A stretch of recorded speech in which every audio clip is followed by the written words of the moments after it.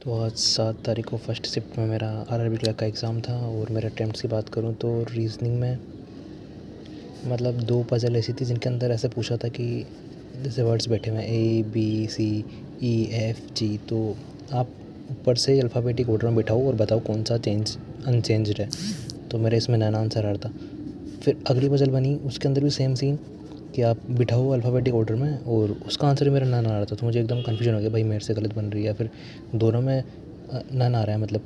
तो फिर मैंने इनको बाद में काफ़ी चेक करा, तो ये दोनों का नन ही था। बाकी आप बताना कैसा था। और हाँ, रीजनिंग में भाई 2 क्वेश्चन आए थे, दिमाग ख़राब हो गया। क्या बोलते हैं वो होते हैं ना वर्ड्स वाले, जैसे 3 लेटर के वर्ड्स हैं, ऐसे काफ़ी सारे वर्ड्स हैं। तो एक में था कि आप लास्ट में डी लगाओ और बताओ कि पाँचों में से कौन सा मीनिंगफुल वर्ड बन रहा है।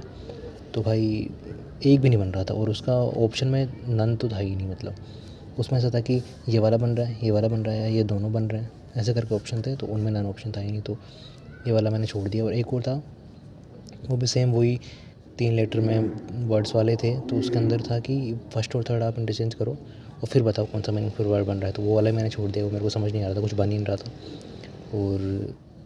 और ये हाँ, जो वर्ड वाला था कि फर्स्ट सेकंड फोर्थ सेवन्थ ऐसा कुछ था, उससे कौन सा वर्ड बन रहा है। तो उसमें 2 वर्ड बन रहे थे, एक था लेट और एक था टेल।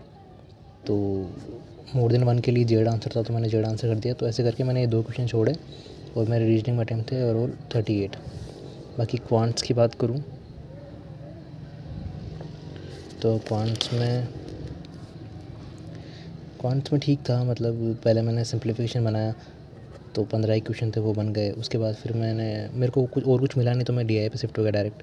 तो डीआई के मैंने दोनों डीआई कंप्लीट कर ली। उसके बाद फिर मैं अरिथमेटिक सोल्व कर रहा हूँ, तो 2-3 क्वेश्चन करे और फिर मुझे वो मिल जाती है रॉन्ग नंबर सीरीज़, जो मुझे पता नहीं था कि भाई ये भी आ रखी है। तो मैंने वो बनाई 3-4, पता नहीं कितनी थी, पर उसमें एक पॉइंट में थी जिसका डिफरेंस आ रहा था 7.5 22.5 ऐसे करके डिफरेंस आ रहा था थर्ड वाला। तो थर्ड वाला पता नहीं क्या था, तो मैंने वो थर्ड ही शायद आंसर लगाया था। मार्क फॉर रिव्यू करा था मैंने और आंसर नहीं लगाया था। तो एट द एंड मतलब ये सबमिट हो ही गया, मैं इसको हटा नहीं पाया। ये गलत था जहाँ तक मुझे लग रहा है। बाकी मैथ में अटेम्प्ट्स की बात करूँ तो मेरे हुए हैं 35, जिसमें से एक ये वाला गलत जा सकता है, तो 34।